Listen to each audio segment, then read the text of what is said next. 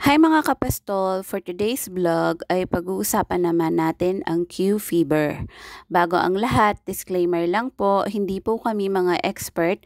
Ang mga information na sinishare namin ay based din po sa mga research at experience namin sa pag-aalaga ng kambing. Ang video po na ito ay para magbigay ng kaalaman sa kapwa natin goat racer because sharing is caring. Last June 21 ay naitala po ang unang kaso ng Q fever dito sa Pilipinas.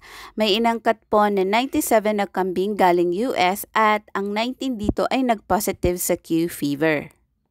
Ano nga po ba ang Q fever at ano ang epekto nito sa mga alaga natin at sa atin mismo? Ang Q fever or quarry fever ay nagmula sa bakterya na kung tawagin ay Coxiella burnetii.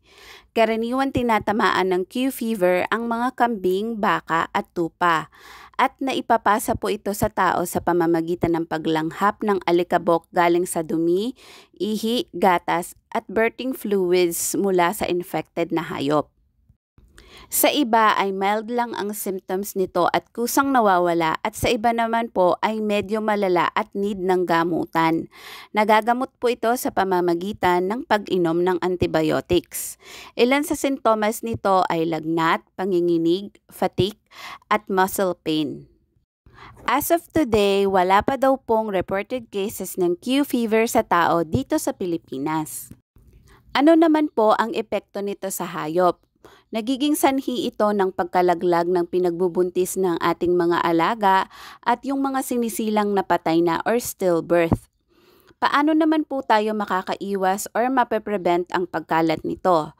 First po is panatilihing sanitize or malinis ang kulungan ng ating mga alaga.